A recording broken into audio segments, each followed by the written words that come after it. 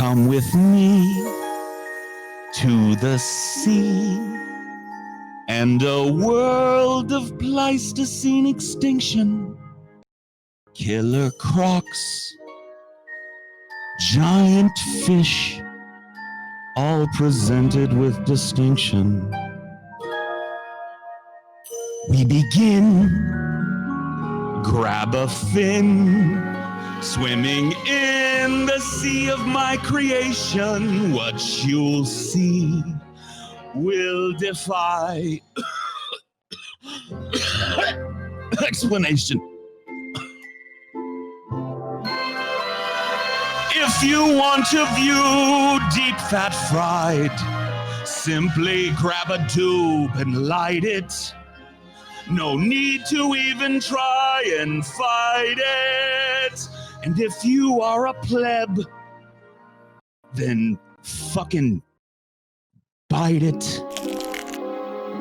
Ladies and gentlemen, tonight, extinct marine megafauna. Get deep fat fried. Join us, won't you?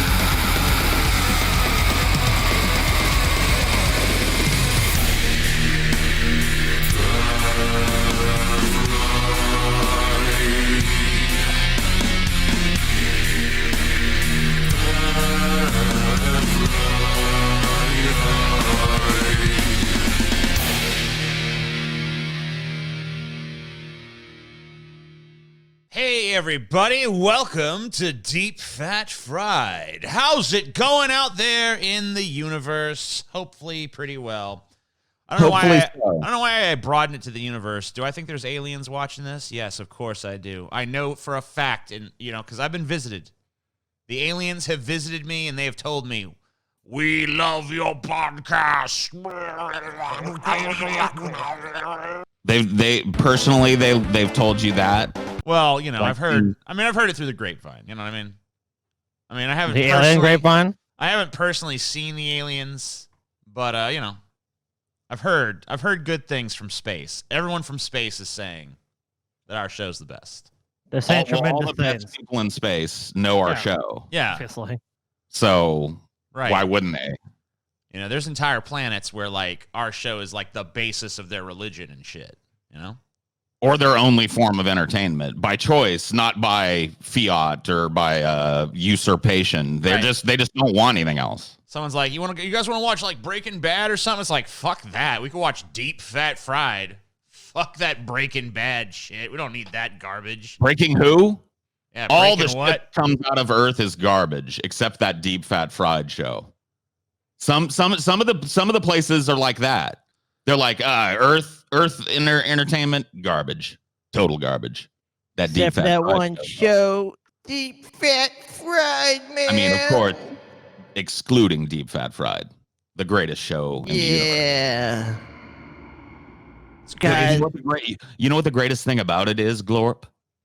All that garbage had to exist in order to produce Deep Fat Fried. You know what I mean? Because if it wasn't for that garbage, it never would have spit out these neckbeards, I was watching this retarded retarded shit yesterday, and it's okay for me to say retarded is the alien character, so fuck you. Yes, we're not watching this retarded shit from Earth yesterday. No, bro. Alien bro, TJ, Kane, no. Citizen Kane, right? Shut up. Citizen Kane, and they, Sorry fucking about that. His whole thing is like, what did he say before he died? Oh, he said Rosebud. Why did he say that before he died? There was no one even there to hear him say it. It's fucking retarded. But Deep Fat Fried never has such problems like that. It always makes sense. Always logically consistent from beginning to end. Woke alien TJ, or I guess, are you not woke alien? There's no wokeness in this alien culture. Oh, okay. We're post-woke, man. I think that you're still, because like Earth people are gonna watch this, not allowed to say that word. Dude, Gromulek, shut the fuck up, all right? Gromulek, that's the most retarded thing I've ever heard you say. Oh shit. Let me just smoke some more of these Yeah. Smoke some more space hemp, you. What can I say, guys? I don't even know what's going on. Your 13th brain, I think, still has a cell or two left in it. Yes. What?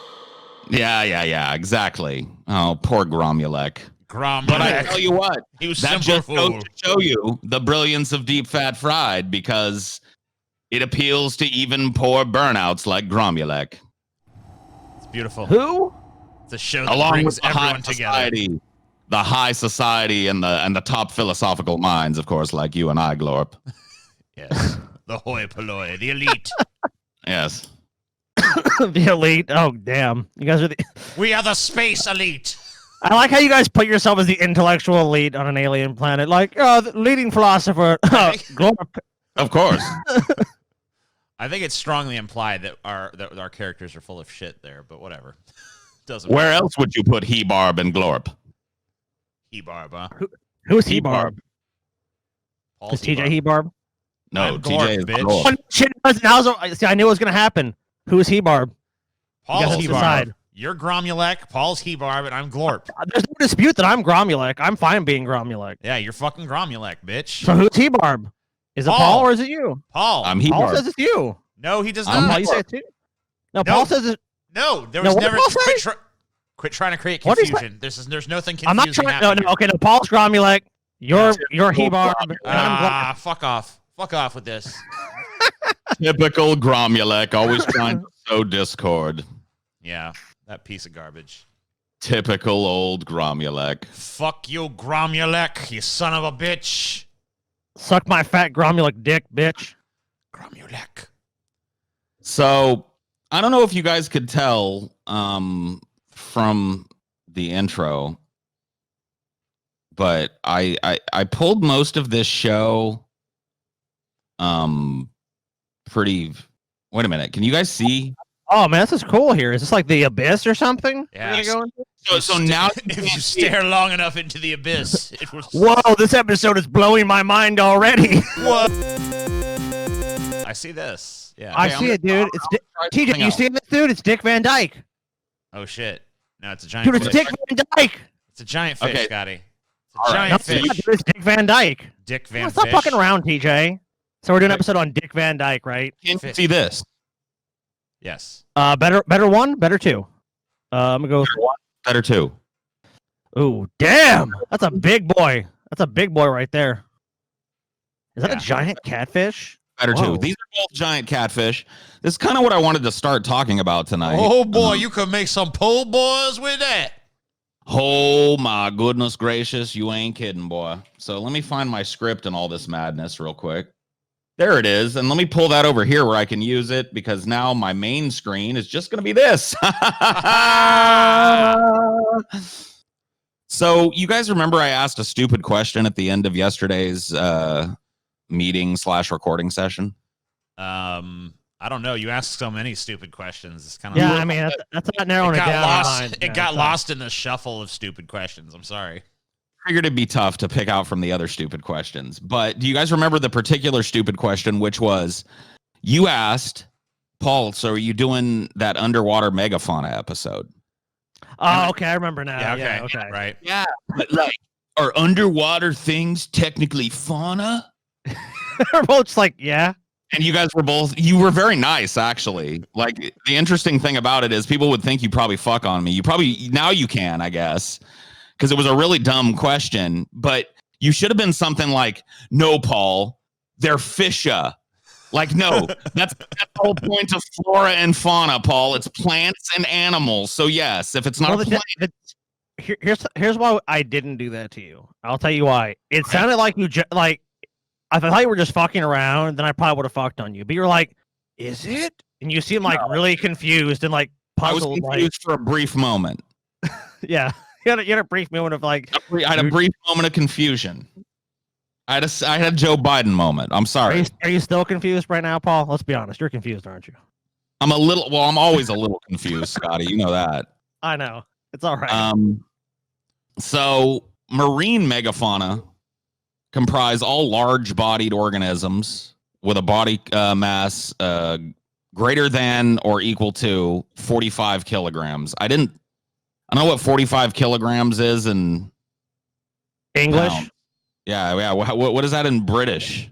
And yeah, pounds. American English. Yeah. Okay. Kilograms to pounds. We're dumb. Internet, help us. Okay. 45. 99 pounds. Okay.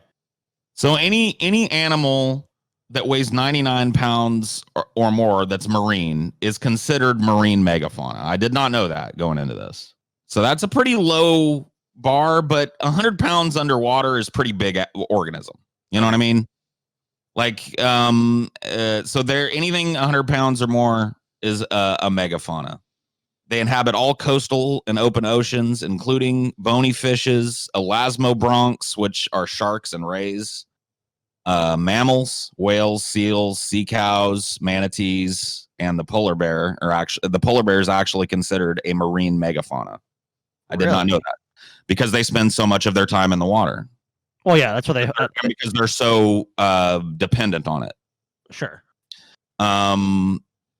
Reptiles like sea turtles, a species of seabird, the emperor penguin, because they once again spend so much time in the water and meet the 90-pound requirement or whatever it is.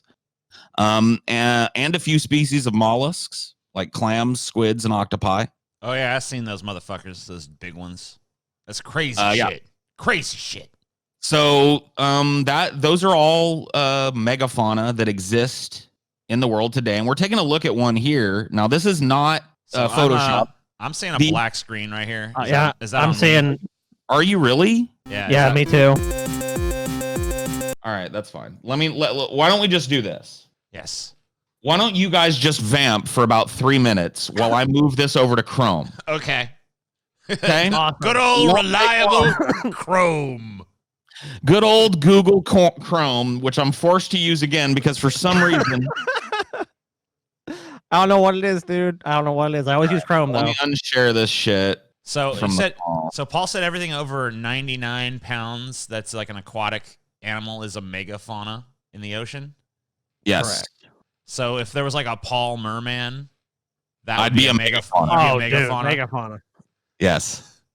I would be a megafauna. For sure. That's pretty so funny would you to think about. Yeah.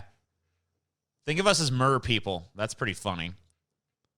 Just like if this ends up being one of our more edited episodes, you could like Photoshop that. That's probably good for a laugh.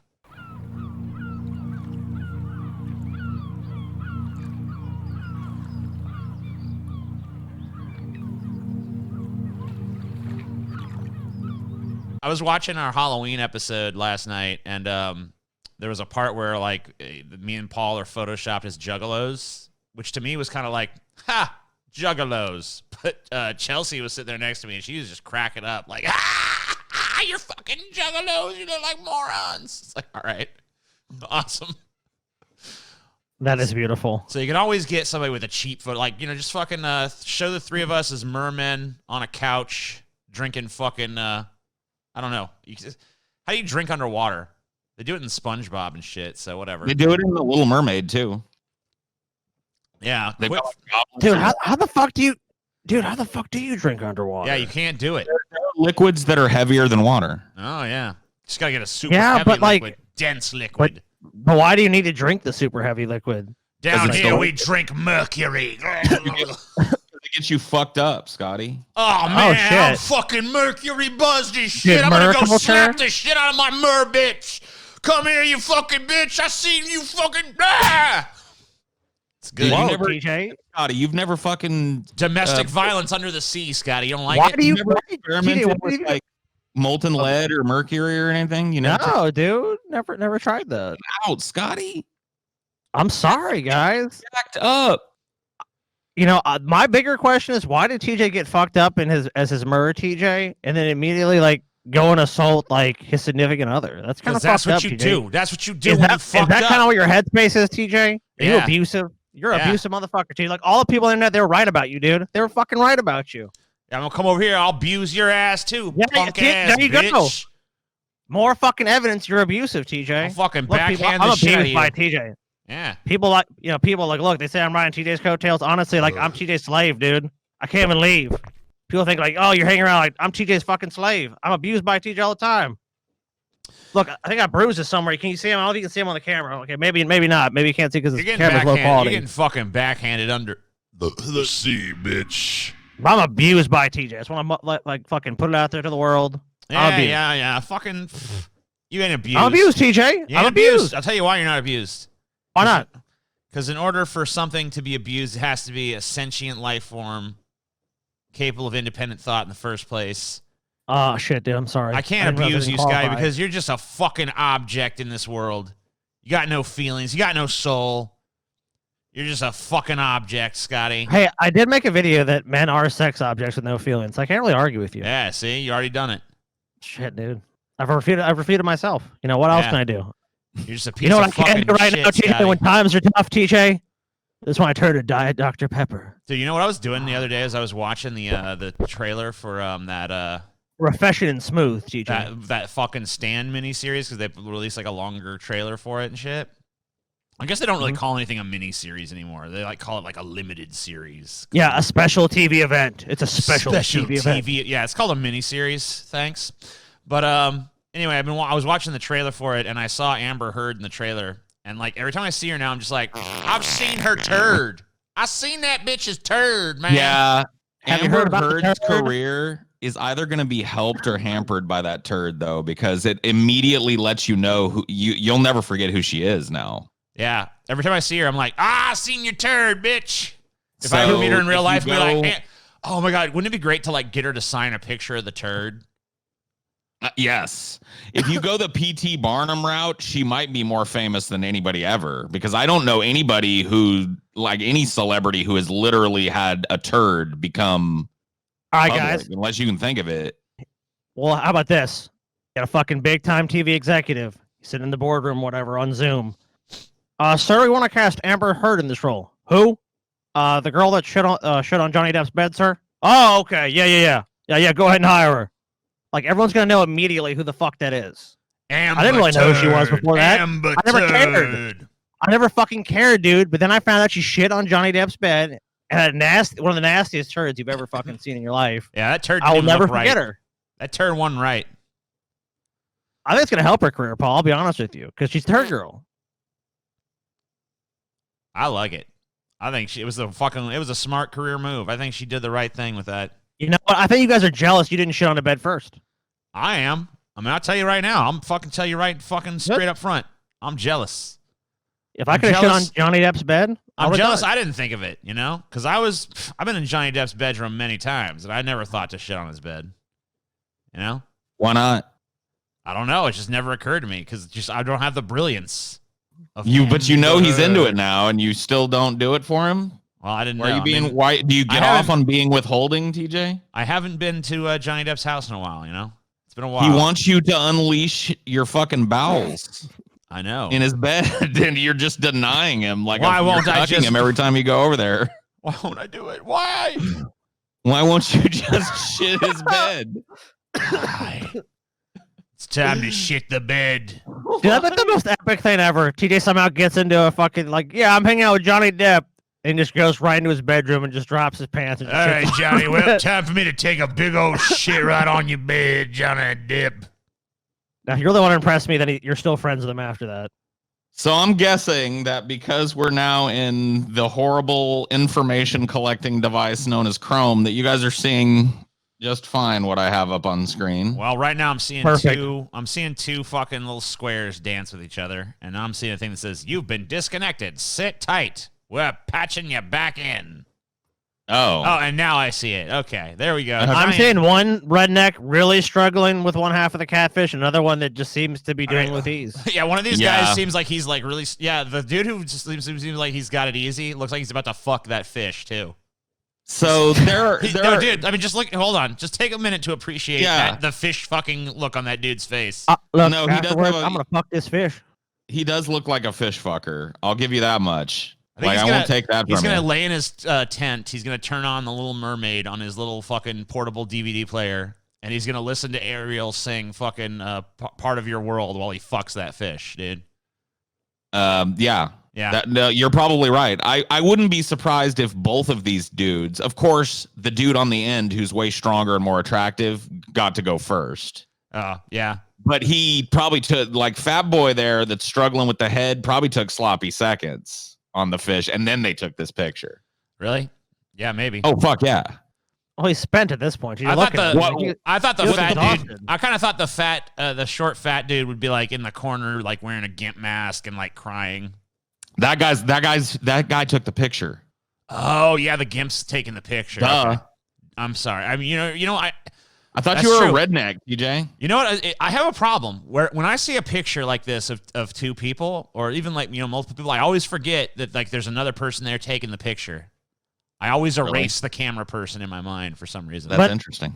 I will say this though, Paul. This image, upon closer inspection, I mean, does look a little suspect. I don't know if they're real or not. It might not be, but suffice it to say that there are catfish this large in at the very least in South America today, and they have been the same size since the times that we will be talking about tonight. So these are animals, giant catfish are animals that have changed very little since the early days. This is also a highly suspect picture by right here. They may not be this fucking huge, but there are some gigantic catfish in the Amazon and South America in particular, and here in America, there's some fucking huge, giant catfish living at the bottom of fucking bayous and rivers and shit.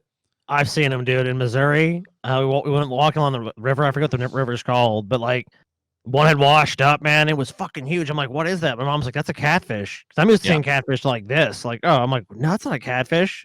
And of course, I tried to poke it. They can live hundreds of years. So they just sit like these big granddaddies. They sit down at the bottom of the river and they just eat. They eat anything that swims by, and they just get bigger and bigger and bigger and bigger. And they find a fucking spot and they don't move, really. I mean, they move around when they have to, but like most of these big fucks can, like if you catch one that's huge, it might be a couple hundred years old. Dude. You know what I mean? So being like a Mac Daddy catfish is like you have to live like Jabba, basically. Yeah. It's basically the Jabba the Hutt of the river. That's awesome. They eat as they please, basically. You know what I mean? Like anything that comes along that looks tasty to them, they just swallow it whole, and then they just go back into the mud until they're hungry again. You know what I mean? So, yeah. That's awesome. They're like a combination between if Jabba was also the Rancor. You know what I mean? It's like, because Jabba still needs people to bring him shit. This guy just takes it. Yeah, Jabba should fucking look into becoming aquatic. So, terrestrial megafauna, which we covered in a previous episode, as you guys will remember. We covered some giant sloths and some big armadillos and... Oh, yeah. Terrestrial megafauna suffered widespread anthropogenic extinctions in the prehistoric late quaternary. That means humans touched it somewhere. I kind of disputed that in the episode. I think humans helped it along, but a lot of the people assuming humans just hunted something to extinction, like they completely discount the fact that there was this huge climate shift that happened. The world got incredibly dry and cold. And a lot of these big giant beasts, there wasn't enough fucking. It's crazy how a climate shift can like totally destroy the existing ecosystem of the planet. It seems like we might. Well, a big argument about that too is just simply the fact that they say that the one common thread in that theory is that humanity showed up about the time they went extinct for the most part.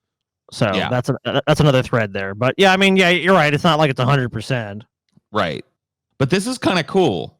Most marine megafauna have survived in at least into historical times. So most marine megafauna that have existed has survived, still exists in the ocean. We still know about them. So this episode, I tried to cover ones that were quote unquote extinct. Okay, quote end quote extinct. Shit, dude. I'm not making any statements that any of the animals that I'm going to cover tonight aren't extinct, okay? TJ, you know what he's But I'm saying? saying that they're probably not. That's what I'm saying. Oh, The shit. ocean is vast, dude. They're still out there waiting. They're waiting. One time. They're out there. They're waiting. They love us. They need us. They're dancing. So today, 1/3 of marine megafaunal species evaluated by the International Union for Conservation of Nature are deemed at risk of extinction based on their rarity, rate of population decline, population size, area of geographic distribution, and degree of population fragmentation. So pretty much we live at a time now where you remember how we were talking about how cool it would be if we could live with all these beasts that used to exist on the planet? Mhm. Well, when it comes to our dude. oceans, we're living in that time. Most of the giant things that have lived in our oceans are still alive right now. We could still see them. We can still interact with them. We can still be around them and document them and get great 4K footage of them, but we're killing them because the planet is dying. And But yeah, pretty much you know every one of them is on the list of endangered species. you know what I think the difference is, though, is that, like, obviously, since people live on land, like, very few people are really going to go out and be able to see all these animals, realistically. So it's like there's not really any connection to that. Plus, I mean, like, the amount of trash and shit we dump into the ocean, I'm sure that's a huge part of that. Then obviously the water's rising, the temperature rising, becoming less hospitable to some of these species. I mean, like, there's so many factors that are just fucking them right now. But yeah, you're right. We can still get. I mean, the largest animal we covered in the last episode is the blue whale that's alive now. So you're right. Yeah, and I cover that. We'll talk a little bit about the blue whale again because you can't skip over him on the marine megafauna list. I mean, you just can't. He's the granddaddy. I mean, what are you gonna do? I wanted to start tonight by getting probably the most well-known of these beasts out of the way first. When you think marine megafauna, what's the first thing that comes to your mind, TJ? Loch Ness Monster. Okay, no. I'm talking about one that actually TJ, a real thing that was in the Shark. ocean at some point. Loch Ness the Monster. fucking shark. The shark, right? Loch Come Ness on. Monster, dude. Megalodon. Megalodon. Right? Megalodon. That'll be a megalodon. What the hell's a megalodon? Are you Megalodon. joking? Yeah, what the hell is a megalodon? I've heard of the Loch Ness Monster. I heard no megalodon. TJ, you're kayfabing. You know there was a stupid movie about the giant megalodon. Yeah, you're right. I've seen it. Which, by I've the seen a way, few of them. I actually, like, I'm not even fucking joking. If you just want to get high and turn your brain off, Megalodon is a pretty fucking funny movie to watch because it's absurd and it's stupid and it's like meant to be. It's like Deep Blue Sea to me.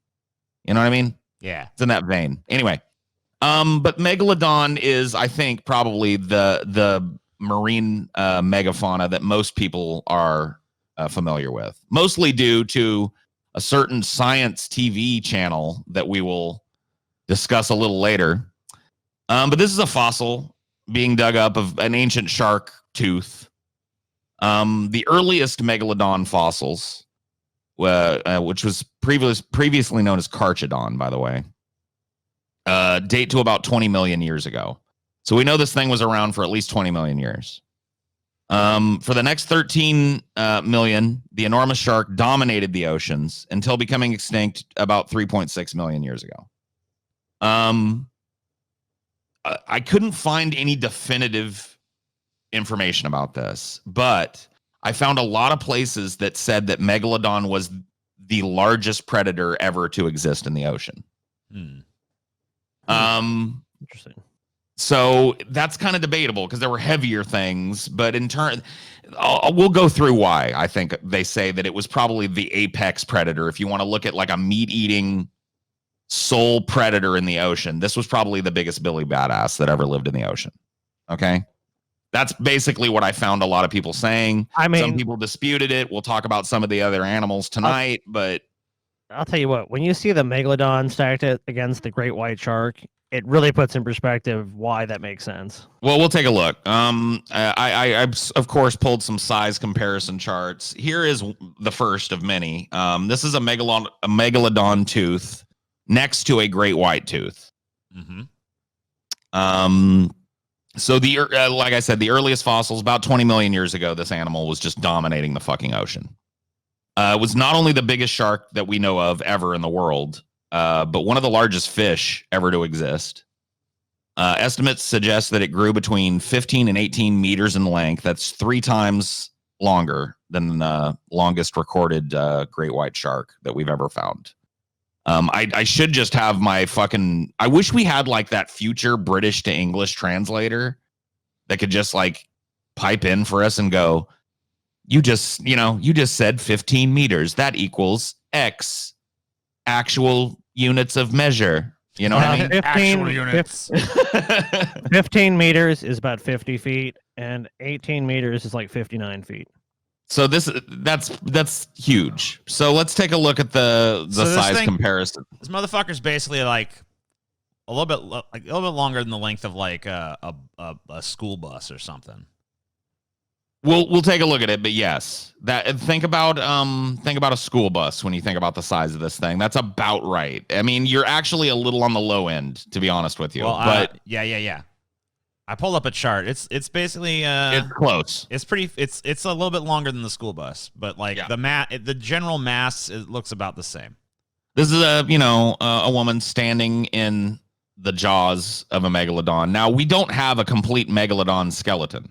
Right. So all of what has been built by scientists extrapolating from the size of the bones that we have found, mostly its teeth. Right. So the animal that carried a tooth and supported a tooth this big that has this much wear on it from predation had to have a jaw at least this big.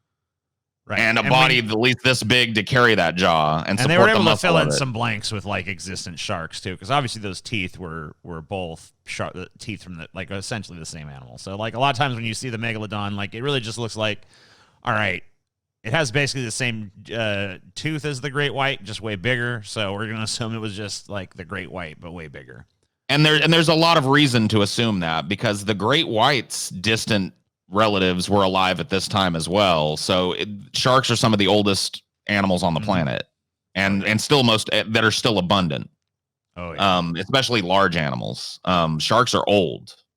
Not to steal from Deep Blue Sea. Do you remember the Doctor, played by Stellan Skarsgård, chastises the CEO, played by Samuel L. Jackson, by saying, "Sharks come from a time when the world was nothing but flesh and teeth."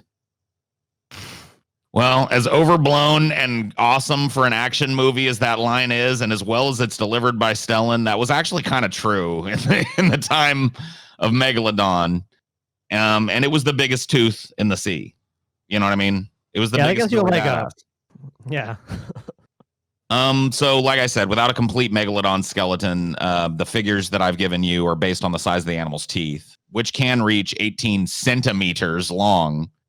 Yeah. Goddamn, fuck me, whatever that is in actual fucking units of measure. Stupid goddamn fucking lying bastards. A megalodon eating a human is like the equivalent of us eating a fucking grape. It's like, it wouldn't even notice us, basically. It would swallow us whole. It wouldn't even need to bite us. It might. Once you pop, you just can't stop. The teeth tell us a lot, such as what they ate. It's uncertain for how long people have been collecting megalodon teeth, but it was not until 1667 that science recognized them as shark teeth. Before that, nobody knew what they were. Before this time, people generally and honestly thought that megalodon teeth were actually the tongues of dragons. Okay, yeah. The tongue. Obviously, man, it's a dragon tongue. People were so damn stupid. That doesn't even look like a tongue, dude. Look what I got had. Especially because we know that they had shark teeth, so they could put it next to a shark tooth and see that it was. We just looked at that. I'll go back. The fucking shark tooth is clearly the same fucking thing. All You know what right, I mean? you see here, dragon's tongue looks a lot like a shark's tooth. So- It does. If for anybody that's saying that would say that TJ's being uncharitable to our ancestors, they had the ability to look at this. They had shark teeth. They knew what those were. It's like They a had the fucking Megalodon bigger tooth. version of this one. It's definitely a fucking dragon tongue. It is a dragon's tongue. I'm completely convinced. There's no way. There's no fucking way it's not, Paul. Dragon You know tongue. dragons are real. Dragons are real. Dragons are another- real. So another angle Megalodon of this should bitch eat this standing here. fucking little Asian bitch. Blah. So they tackled prey as large as whales. Megalodon had to be able to open that mouth wide. Yeah, open it up. It's estimated that its jaw would span 2.7 by 3.4 meters wide, as you can see here, easily big enough to swallow 2 adult people standing side by side. Awesome. These Megalodon. jaws were lined with 276 teeth. And studies reconstructing the shark's bite force suggest that it may have been one of the most powerful predators ever to have existed ever. Cool. Humans have been measured with a bite force at around 1,317 newtons. Okay. Now, you don't need to know anything about newtons to understand this. Just use it as a unit of measure and think about how hard you could bite down if you tried. I recommend you don't do it.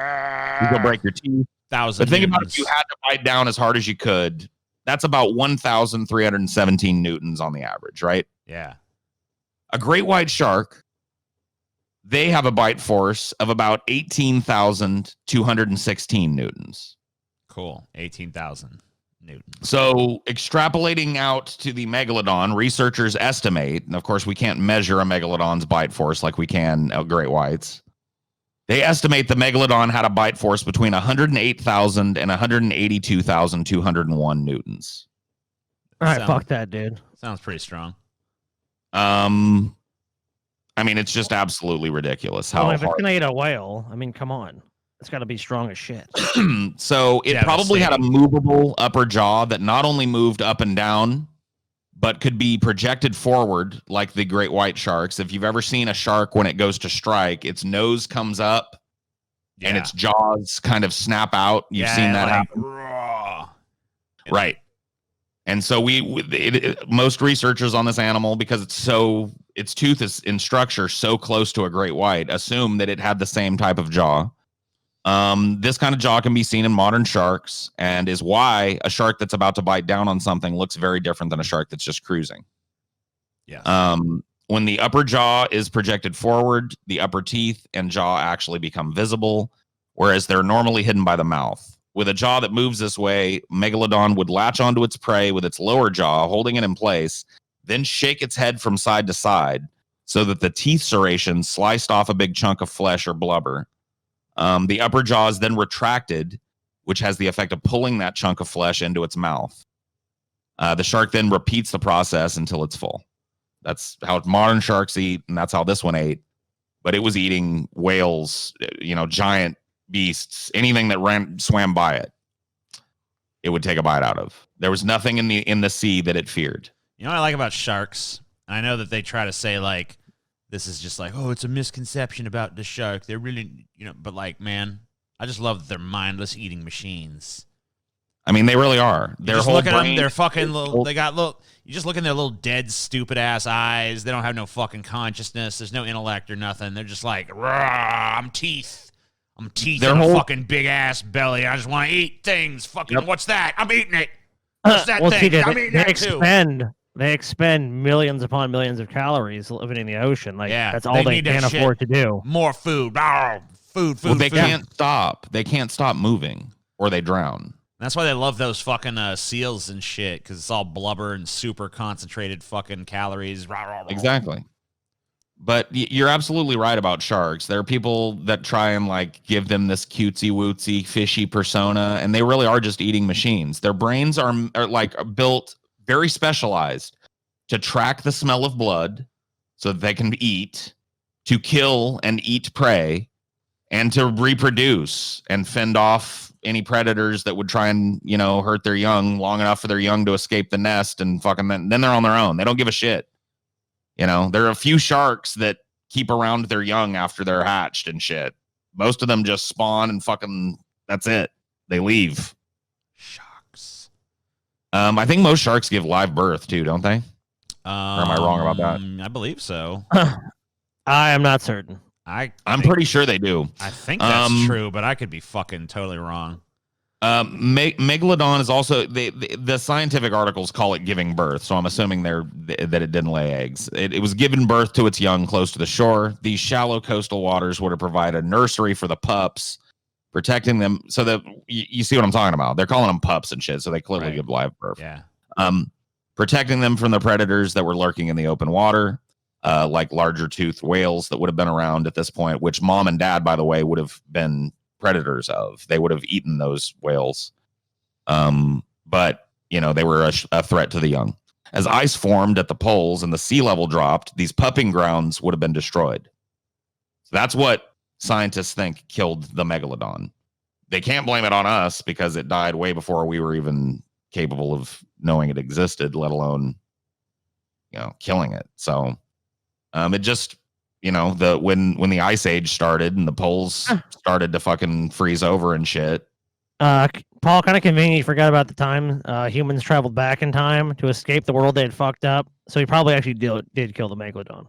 So there are, by the way, if anyone's interested in the answer to that question, there are some sharks that give live birth and there's others that lay eggs. Okay. Oh, okay. Good to know. And there's actually some that, the ones that do give live birth, my understanding is more like they lay eggs that they kind of inside keep in a pouch, themselves, and then those eggs hatch within them and stuff. So got it. Makes sense. It's like a surrogate kind of live birth. Yeah, sort of. Yeah. Halfway. You can see how it became it's like live birth. Yeah. It's a transitional form, right? Yeah, you could think of it that way. Although who knows where it's transitioning to. But we went over their size, so now I want to get over. I want to get into how stupid people are. Cool. I like that. That's one of my favorite subjects. First, I want to show you guys this. Yeah. See, that's the one I was looking at with the school bus. Yeah. So here's our comparison chart, and I know you, especially Scotty, loves infographics and stuff. So this gives us some information. It gives you the dimensions of your average yellow school bus, which is about 45 feet long. Says it weighs it says 70 tons or about as much as 10 elephants. Yep. Well, it's a little hard to read because of my black background. I think this is it's supposed to be on a white background, but the Megalodon is 60 feet long at its max. At its max, yeah. So the biggest specimens they hypothesize were about 60 feet, so longer than a school bus. Yep. Dwarfing a great white, which is a huge beast. I mean, you can see it here next to a 5'9" diver. Once again, it could have swallowed 2 or 3 of these without even trying. The great white looks like it's baby. I mean, it really does. No baby. Its maximum weight was 70 tons, so about 10 elephants in weight. That's insane. I mean, think about this fucking thing. Think about how fucking terrifying it would have been to live in a modern era where this thing was still roaming the fucking oceans instead of great whites. Because great whites would be eaten by this. Fuck yeah, they would. I mean, most sharks are known at some point at least to prey on their own dead and shit. And sometimes in times of real hunger and shit, they'll eat their young. They'll prey on one another. I mean, they don't give a fuck. They're going to eat. So these things, if they had survived, we wouldn't have great whites. We'd have this, which would be like, what the fuck, dude? Yeah, look, the Megalodon. We probably would have found those pupping grounds and destroyed them by now, I would guess.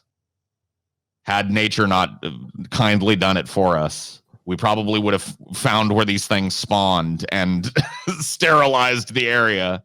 Do we would have spawn killed them? It's kind of fucked, Paul. Do you think we would have let them fucking swim our oceans? I don't know. They're not that dangerous as long as you're not in the water. You're fine. Yeah. So let's get on to how stupid fucking people are, okay? Discovery Channel aired 2 docufictions. And let me make it clear. If you've got a brain in your head, obvious docufictions, okay? Right. You know what I'm talking about when I say docufictions, right? Right, like, like a fake documentary. Like fucking, right. About the Megalodon. leaning heavily on conspiracies about it not being extinct.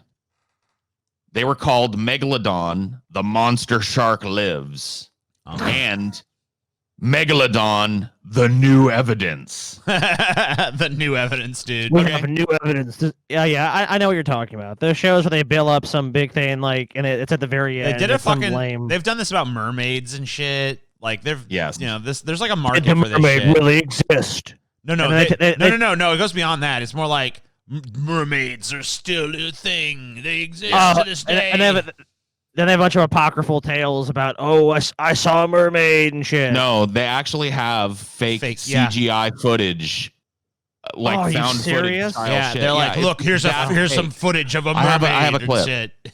I have a clip from. Let me read the last little bit of this. So the mockumentary began as it was released with and closed as it was released with disclaimers that it was fictional.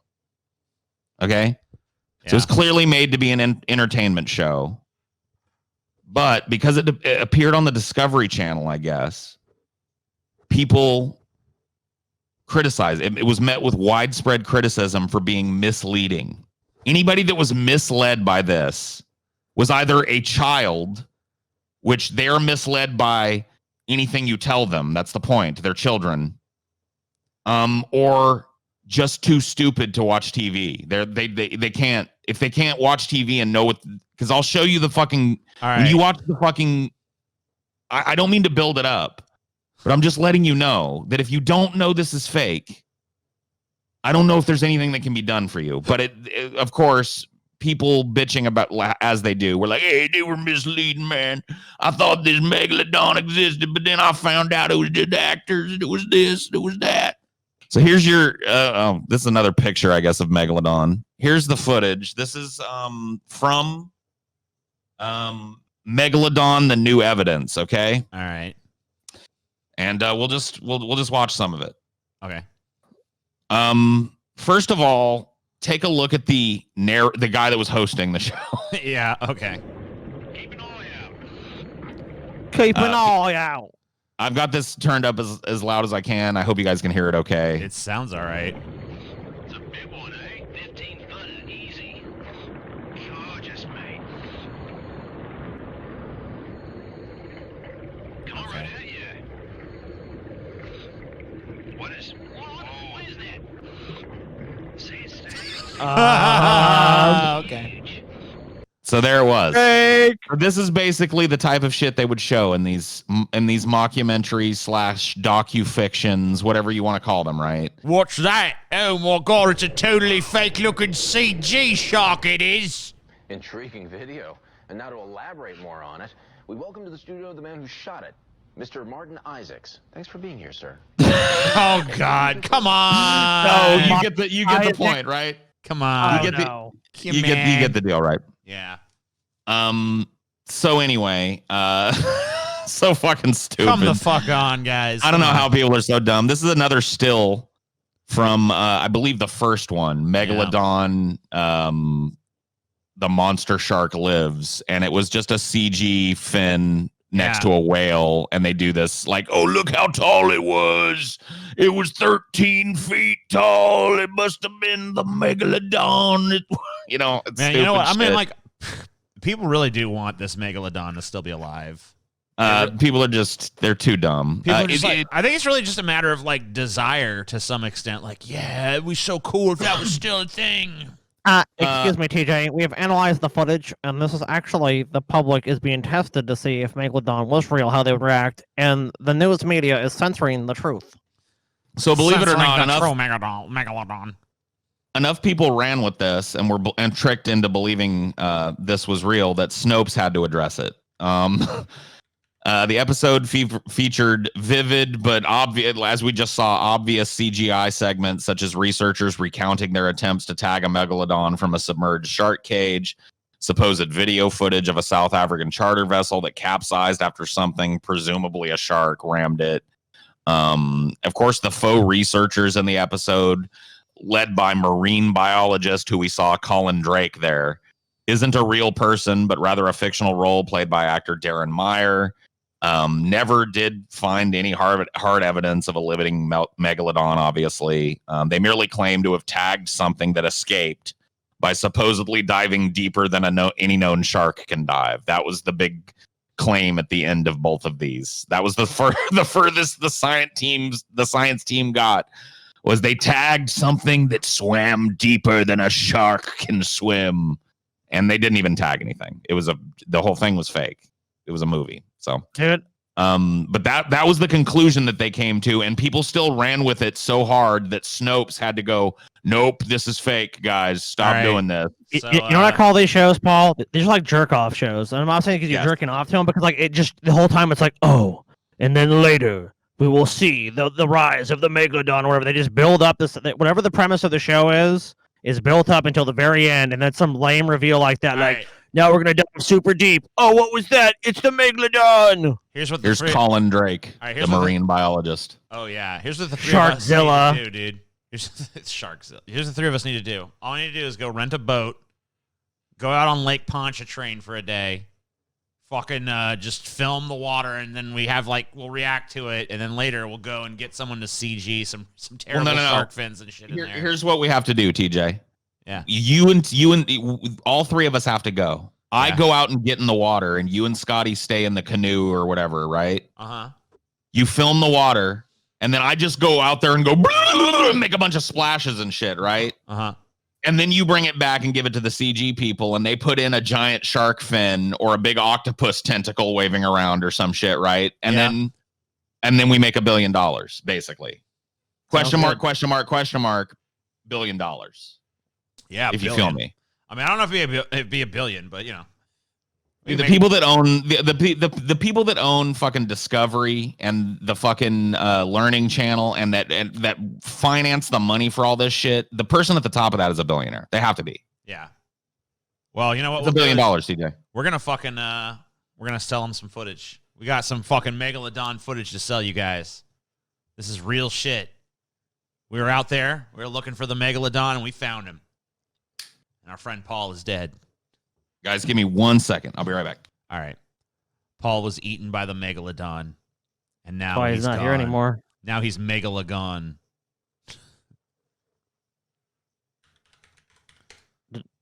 What? I said Megalodon, Scotty. Yeah, I heard what you said, TJ.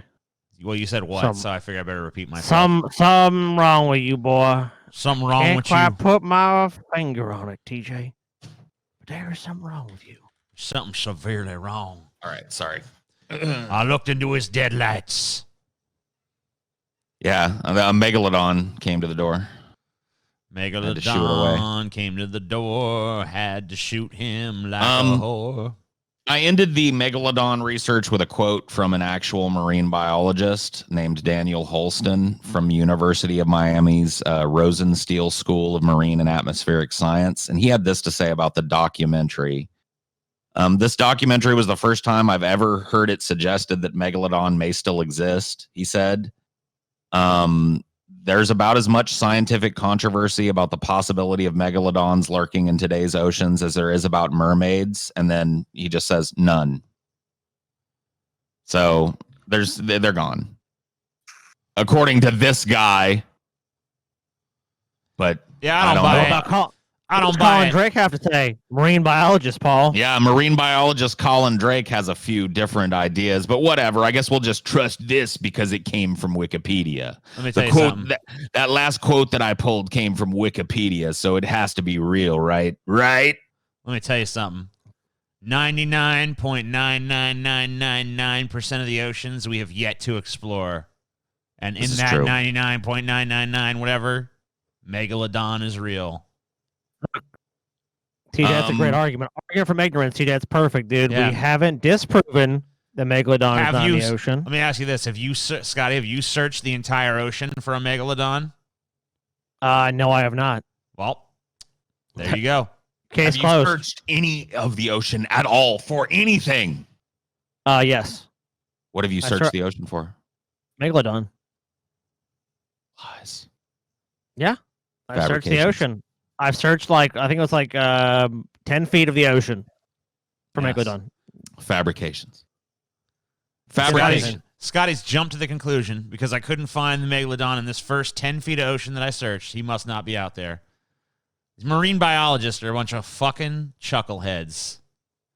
So, can you guys take a guess at what kind of animal this belonged to?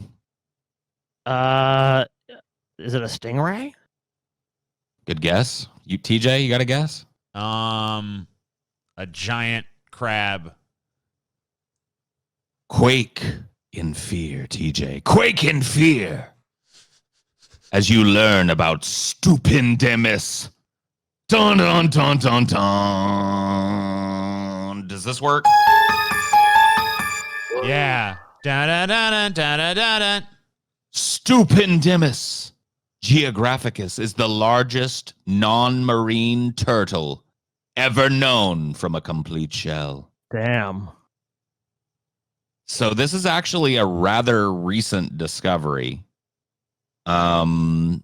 Scientists unearthed new fossils of one of the largest turtles that ever lived, a car-sized reptile, which prowled the lakes and rivers of what is now northern South America from about 13 million years ago to about 7 million years ago. The fossils of the turtle, named Stupendemys geographicus, were found in Colombia's Tatacoa Desert and Venezuela's Uramaco region, and for the first time provide a comprehensive understanding of the creature, which grew up to 13 feet long and weighed 1.25 tons. Okay? A turtle that was that big. See, a turtle that size, though, is not like that scary. Well, I mean, it was a predatory turtle. It was. Oh, shit. It was a relative of the snapping turtle, as you can see here in this little diagram. It was not just a kickback and fucking hangout type of turtle. It was a giant predatory turtle. It would have eaten the fuck out of you. Fuck, and everything around it. It was not an apex predator, as we will learn, but one of the most successful predators in this region. We're actually the next animal that we're going to learn about tonight after this was the only thing that this feared. So scientists, like I said, they unearthed these new fossils. Stupendemys males boasted these sturdy front-facing horns. It's kind of hard to see them in this. I'm going to go back because it's easier to see here. You see kind of like that collared horn at the front of the shell there? Yeah. Yeah. So there are deep scars detected in the fossils that indicated that these horns were probably used like a lance when fighting with other Stupendemys males for mates over territory. Female members were smaller and did not have the horns.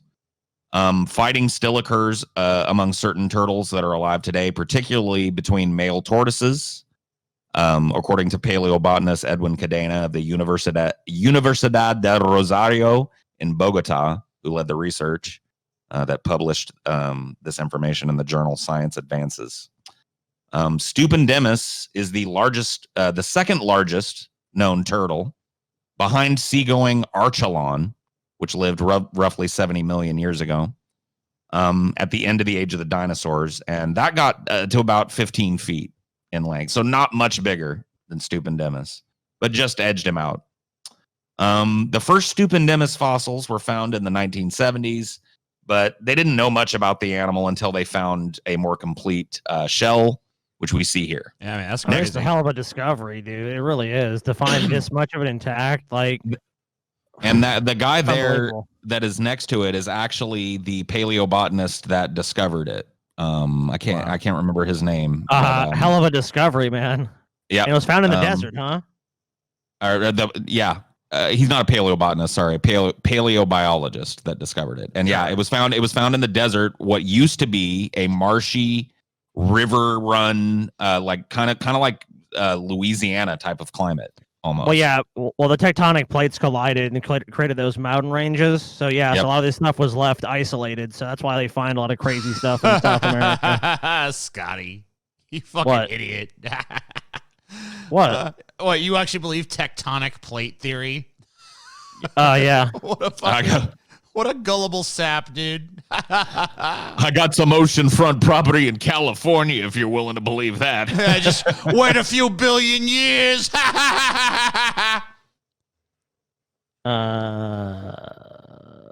All right, TJ. Yeah. I believe in the theory of intelligent topography. And why shouldn't you, TJ? It's and all, why shouldn't you? It's God, just, you know what? God Just moves the as- pieces as he wishes. God's like, I think there should be mountains here, and he does it, The earth is but a chessboard to God. I think this should be a desert now. He just does it, That's how it really works, Scotty. There ain't no such thing as a tectonic plate. Tectonic? Yeah, if we You mean were all tectonic, dude? sliding around on these fucking invisible plates, everything, you'd be walking around, everything just be like, whoa, it's slipping around everywhere. It's like try walking on a skateboard, like Scotty, You can't do it. It rolls around. It rolls around, Scotty. It rolls, Scotty. Let me tell you this. Therefore, You know God. what? Here, I got the perfect analogy for you. Way better than the skateboard one. You ever had like Right. a fucking rug? Like a floor rug that ain't secured properly and it slips all over the place, Oh, I've had- shit, dude. Yeah, I have.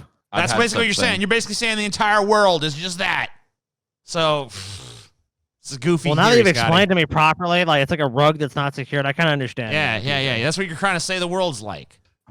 Well, I didn't You know? realize that. I thought we were just talking about a scientific theory, dude. Now that you've explained it with a more eloquent scientific theory, I have to go with your actual leading scientific theory. This turtle, Paleontologist. I've seen this fucking turtle before, though. Yeah, I mean, the sad thing about Stupendemys is that not a lot of people know about it, and so there's not all these cool artist renditions of it that I could find. You know what I mean? I did find one or two pictures that people have drawn of it, but like, it was really hard to just find one that was big enough to even use for the research. This one on was that. called Morla, the ancient one. Morla, the ancient one. Yeah, Oh yeah, I remember Morla. You want Yeah, me to pull up a picture of Morla? Yeah. I mean, that's what this was. You're before. right. You're right. Stupendemys was Morla, the ancient one. Let me just Mola. let me just do Morla, this. the ancient one, gives you fucking advice about the nothing. Yeah, dude. Dude, did you see in my search history Martin Short Clifford, dude? I'm such a degenerate piece of shit. Yeah, editor, please don't give away my life. Thank you. There you go.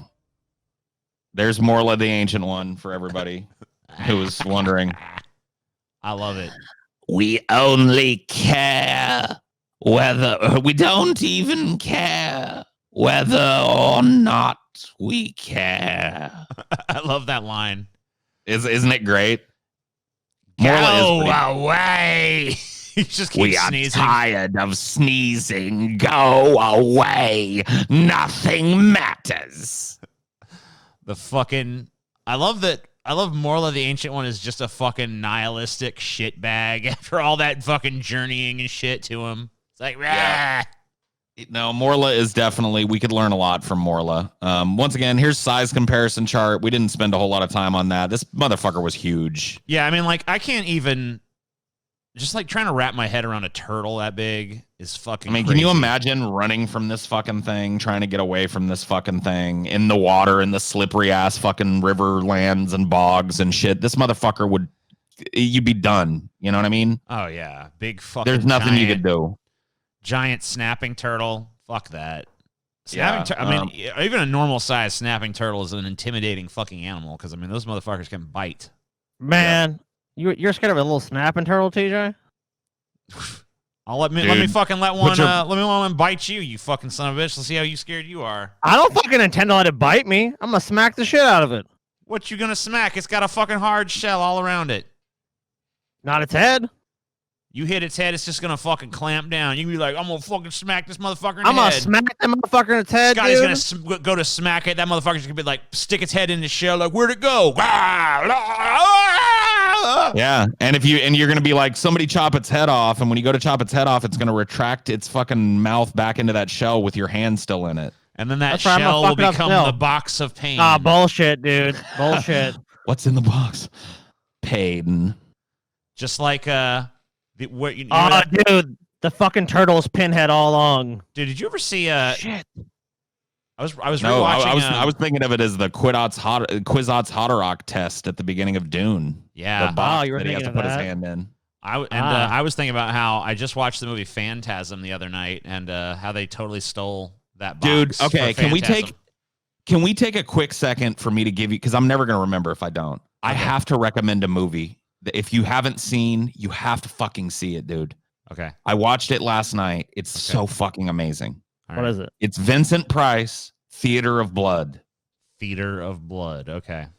Oh my God. Let me tell you what it's about, and you'll instantly want to watch it. It is about an actor who, I'm not ruining anything here. He basically fakes his own death and comes back and kills all the theater critics that left him like shitty reviews. Like he one by one kills them in interesting ways, like in Shakespearean ways. Cool. Like that's the whole movie, is him chasing down, and like all the critics are just like completely unlovable pieces of shit that are just totally uncharitable to him. And one by one, he just kills them all. That's beautiful. It's the greatest movie I think I've ever seen in my life. The ending is the only bad part. And like the ending, like all movies have shitty endings. You've heard my fucking, 99% of movies. It's not shitty. It's just I would have ended it. It could have ended better. But like the lead up to it is worth the ending a million times. The ending's only like 5 minutes. Fuck it. Watch it if you haven't seen it. Theater of Blood. I don't really care if anybody watching this watches it, because it's probably not going to make sense to any of you. But TJ and Scotty, you need to watch the movie. It'll be an exercise in catharsis. I guarantee you. All right. I'm already sold on the movie. Yeah. I'll watch it. I like Vincent. I like Vincent Price. I like people dying. I like. Yeah, it is. Killed. It is, by the way, Vincent Price's, when he was asked in his later life, his favorite film. It's made in the 70s. It's his favorite of his films. So you should watch it just based on that. Theater of Blood. Anyway, it's on Shudder, by the way. So if you got Shudder, you can just watch it tonight. I recommend you do it. I will watch So anyway, that's Stupendemys. This is really the only artist rendition. It's the one that's used in all the articles. This poor guy that owns this gets ripped off all the fucking time because everybody uses it, and it's the only one that I could find. He should sue. Except for doesn't not really us. Don't sue us, but sue the others. Don't sue us. We're just some little podcast. I mean, every fucking news outlet, I guarantee you they didn't pay you for it. Yeah, So sue them news outlets with the money. At least we're showing your name. Yeah, we appreciate you, J.A. whatever your fucking name is. Chirinos. Yeah. J.A. Chirinos. Everyone check out J.A. Chirinos' art. Yeah, thanks for your art, bud. Thanks for being the only person to draw Stupendemys, honestly, because I couldn't find anything else to show. You're awesome. I found his calling in life. But as big and bad as Stupendemys was, and make no bones about it, it's as big as a fucking car. I saw it compared to the size of a sedan. It's about the size and length of a sedan automobile if we take into account the neck, the head, the shell, and the limbs. So this was a fucking massive animal, but even it had something to fear. Probably some kind of giant gator or something. Yep. Purosaurus. Crazy crocodile, motherfucker. This is Purosaurus, which would have lived in the same area at the same time as Stupendemys. It is actually attacking a kind of giant capybara that was the size of a hippo. Hippobara. It was a hippo capybara, and it's lifting one out of the water. There's a lot of controversy when it comes to what was the biggest, baddest croc that ever lived. And we'll get into a little bit of it, and we'll take a look at some some comparisons, and you'll see why.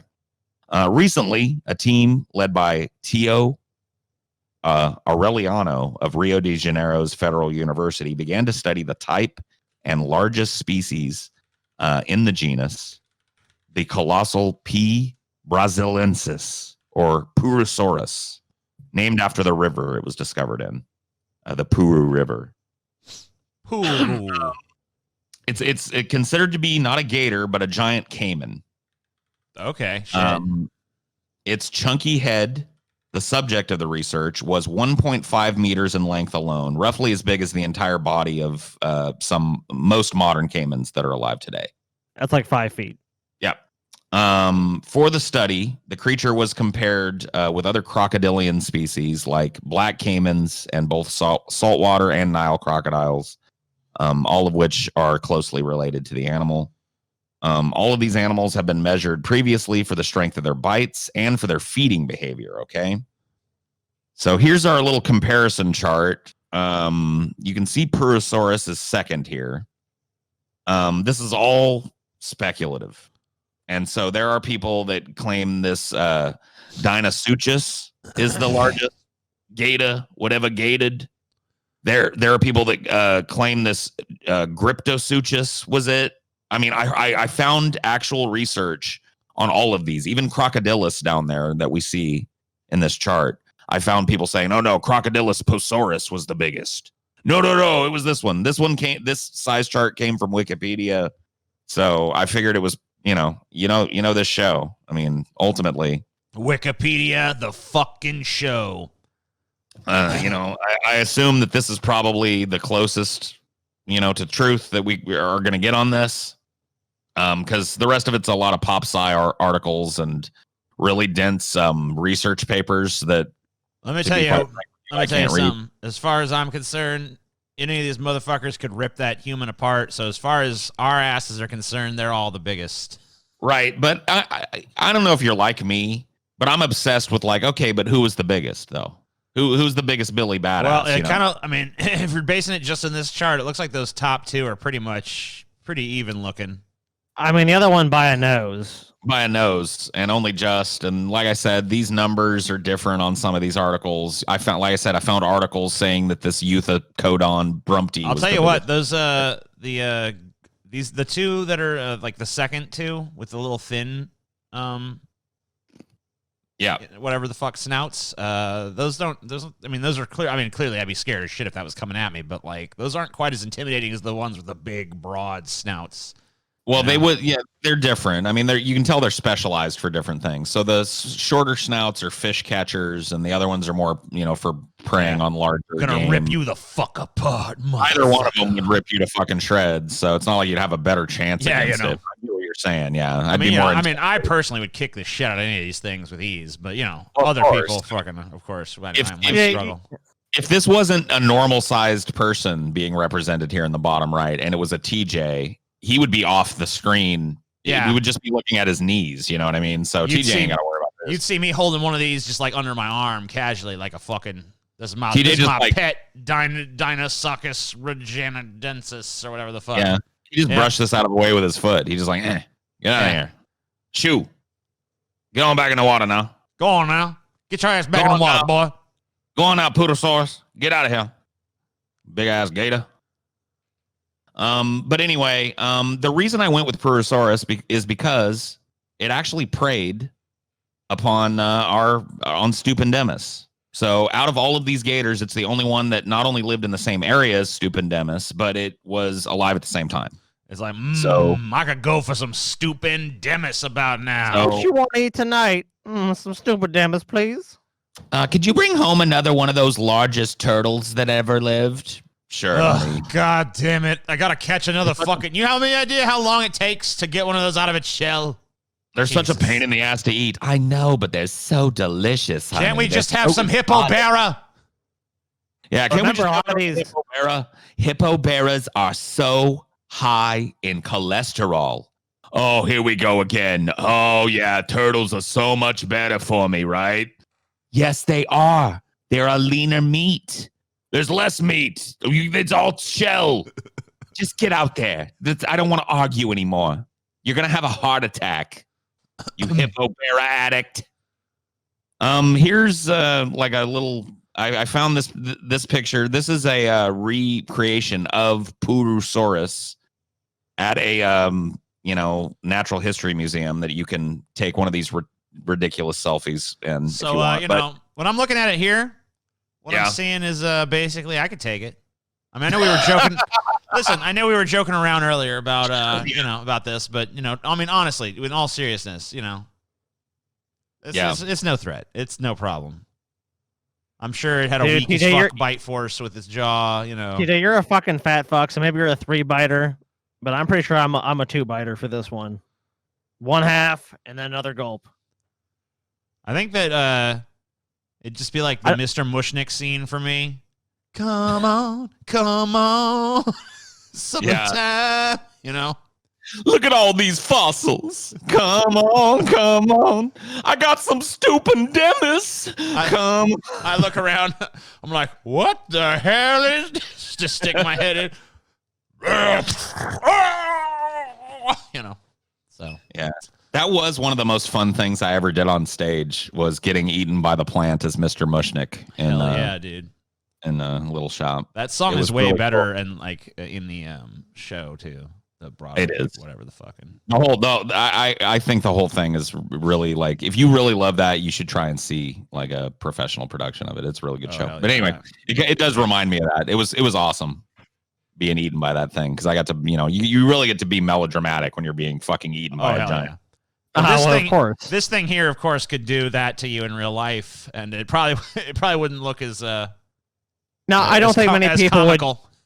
Yeah, I don't think many people would actually put their head in its open mouth to be like, "Hey, what's going on?" So of course you were not going to get that. But you ever seen those dumbass motherfuckers that do that shit? It, like, obviously not with this, because this doesn't exist anymore. But like, they take like alligators and shit. Like, I'm gonna put my head in the alligator's mouth, check it out. You know. So you guys know that gators don't really need a lot of food, right?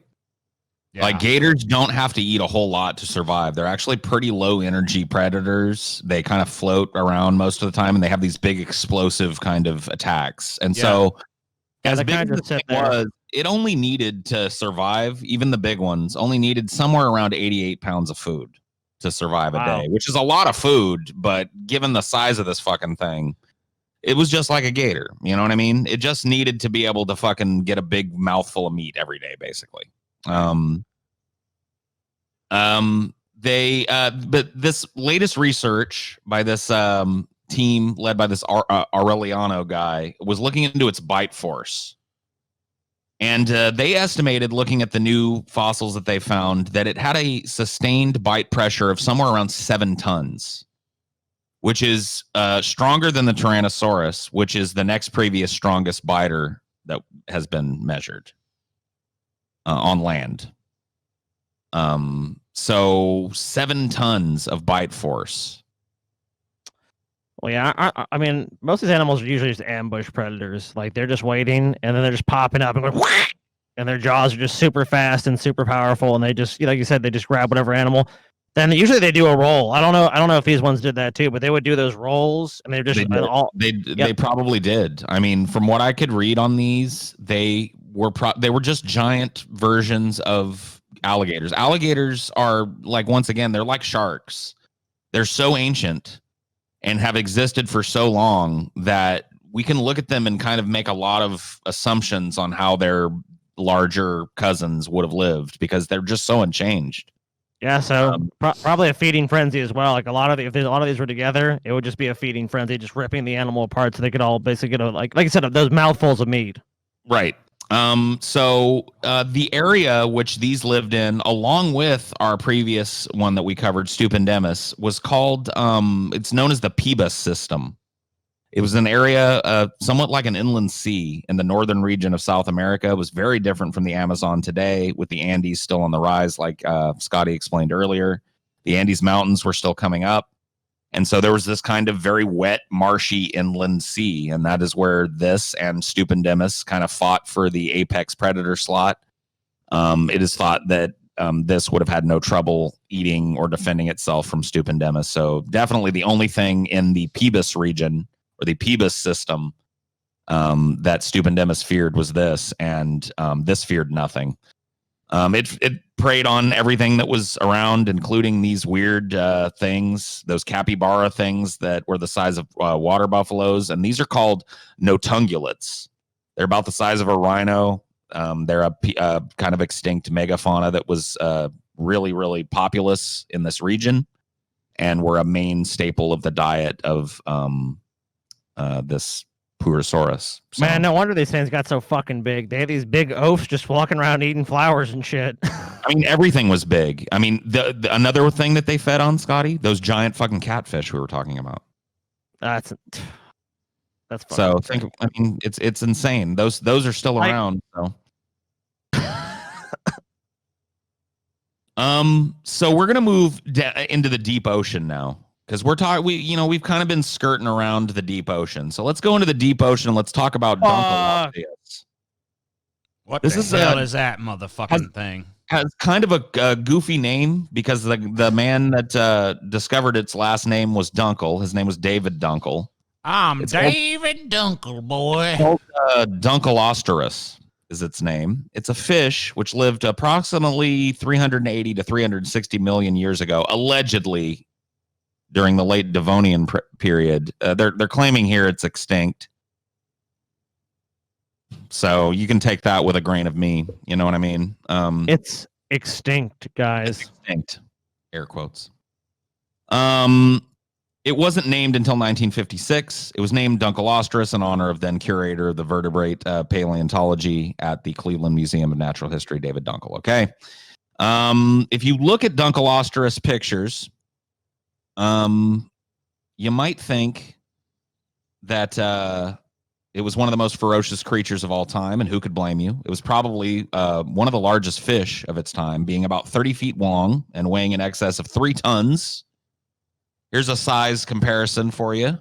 3-ton fish. Fortunately, it didn't have teeth. Unfortunately, it did have an upper and lower bony jaw plate that it probably used like teeth, especially with its tremendous bite force. However, none of that would have mattered anyway because it probably could swallow most of its prey whole. In fact, that's what they think this thing did. It usually just kind of saw something smaller swimming by and just kind of went up and swallowed it. The oldest strategy in the book. Yep. Oh, That's a moving thing. Probably has nourishment in it. Ow. Yump. let's see see what what that chewed does. up, dude. Yeah, you wouldn't be like ground up by the animal. He would sort of swallow you up. That's not so bad, is it? I don't know. I don't know what it's like to die in the guts of a Dunkleosteus. I don't want to find out. Yeah, look at that shark. He's about to find out. Yeah.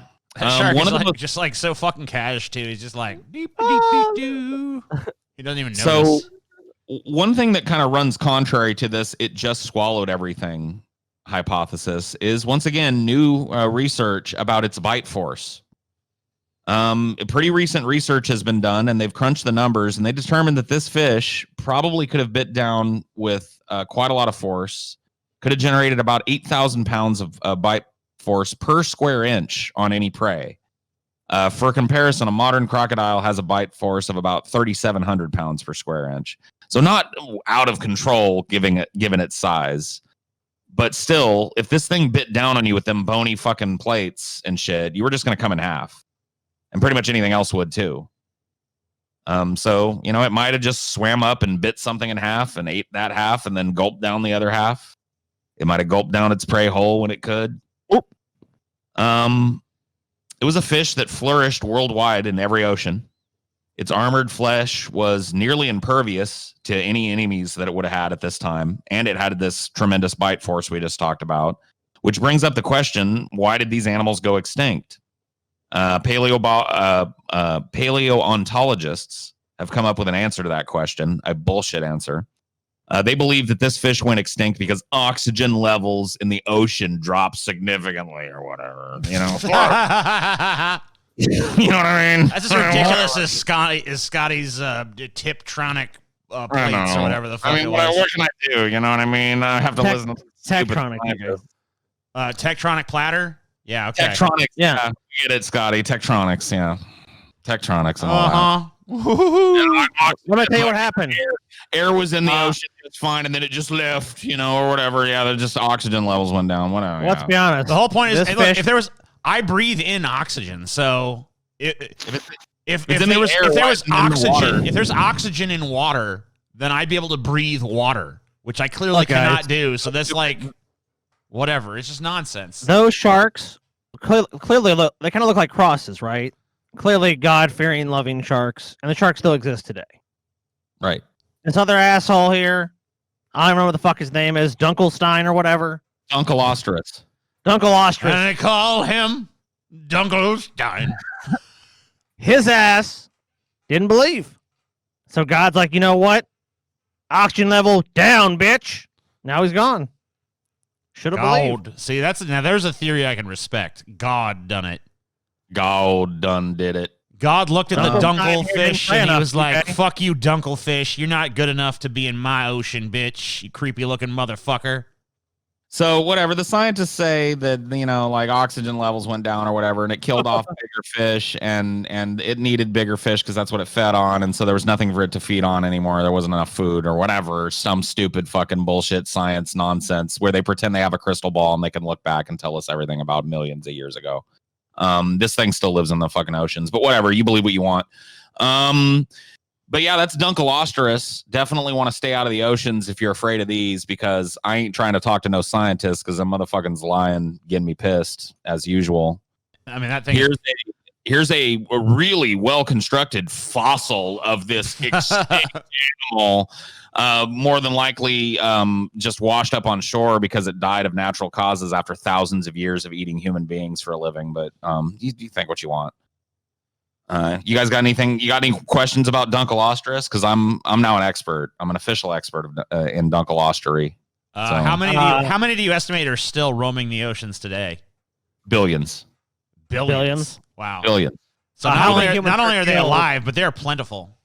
How many humans are horribly tortured and killed by these every year? An estimation. Okay, so you know that the population of the Earth is somewhere. What is it at now, Scotty? Like 8.5 or something billion. No, I think it's what is. Well, you know what, Paul? Answer the question. We'll just do this. World population. I'm pretty sure it's about 7.8 billion, but you know what? Let's be precise here. Okay. World population, and we're gonna say 7.8 billion. 7.8 billion. Okay, fair enough. That would be way more like 15 or 16 billion if Dunkleosteus wasn't in the oceans, and that's all I'm gonna say. That's all I'm gonna say. That's all I need to say, and that's all I'm gonna say. Well, I think it speaks for itself. I wanted to find out what was the biggest fucking predator that ever existed in the ocean. A lot of the articles said that it was Megalodon, which we covered at the very beginning. But what I found was just a bunch of controversy and guessing, as you can guess, or not necessarily guessing, but just back and forth about plesiosaurs, pliosaurs, and ichthyosaurs. This is an article about the sea serpents that I thought I'd read from real quick. Of all the reptiles that crawled, stomped, swam, or flew their way through the Mesozoic era, plesiosaurs and pliosaurs have a unique distinction. Practically no one insists that Tyrannosaurus still roam the earth, but a vocal minority believes that some species of these sea serpents have survived down to the present day. However, this lunatic fringe, you hear this shit? Lunatic fringe. I mean, yeah, like, why do they got to use such loaded language? I mean, if the fucking truth is so strong on their side, why do they got to resort to these kind of attacks? Lunatic fringe, a bunch of psycho idiot morons believe some nonsense, you guys.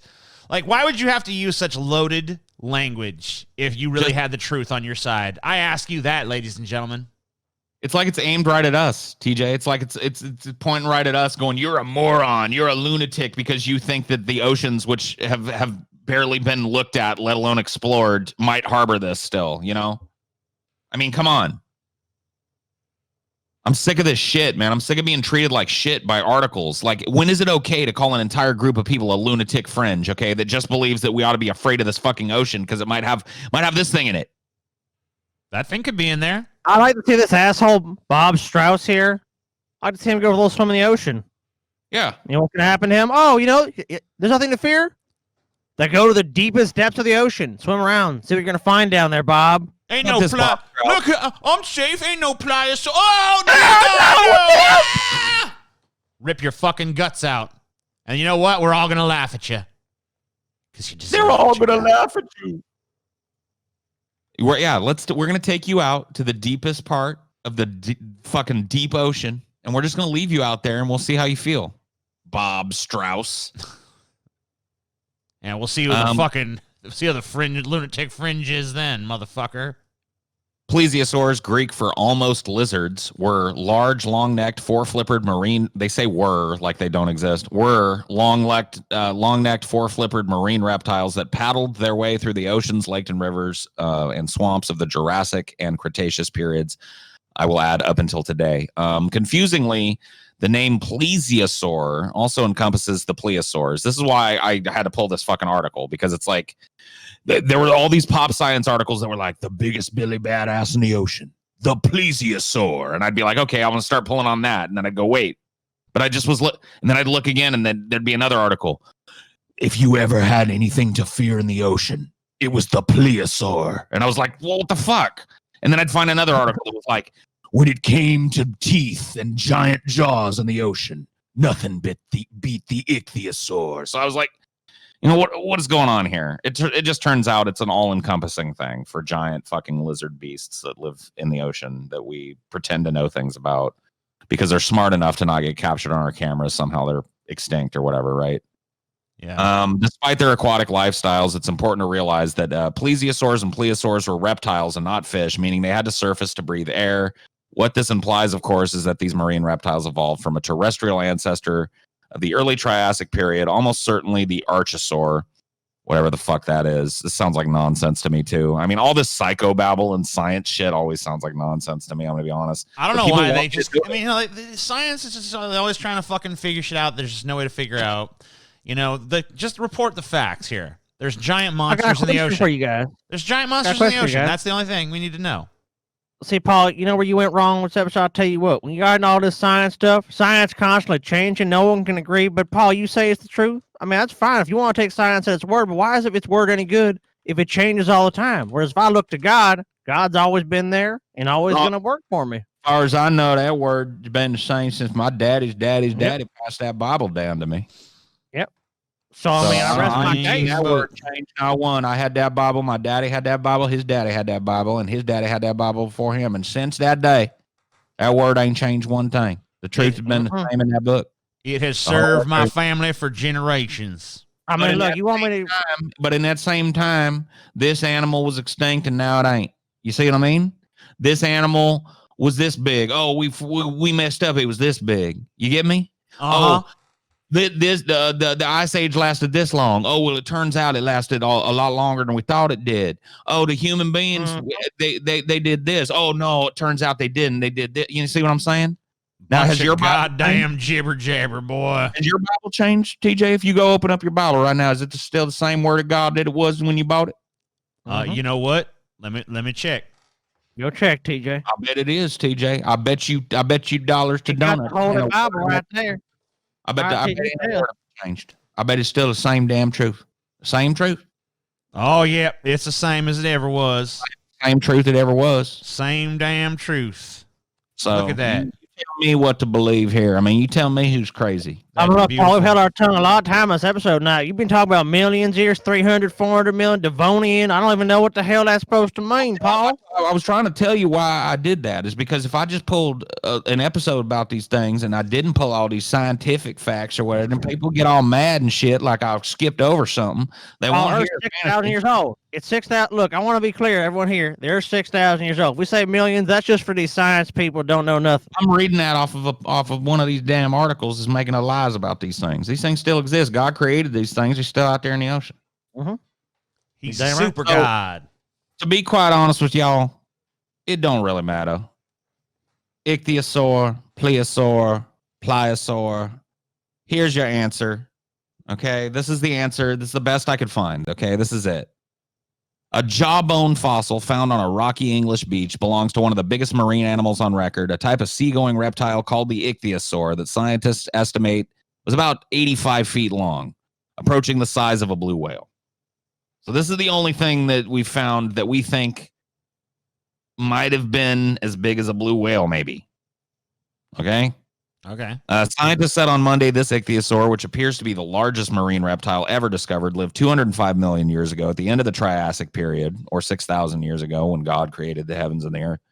Dominated the oceans, just as dinosaurs were becoming the undisputed masters of the land. Well, God is the undisputed master of the land. You get what it's saying. You get what this stupid article is saying, right? I get it. I mean, it's admitting God. We get it. It's admitting God, but it's also admitting that God could strike down them dinosaurs, right? Yeah, no problem. Anytime he made them. Anytime. I mean, look. I mean, obviously he did because you kids play with dinosaurs. You know, you like little dinosaurs. Oh, like my little T-Rex. Oh, I'm a Triceratops. I mean, usually, you know, you want a man riding one, of course, too.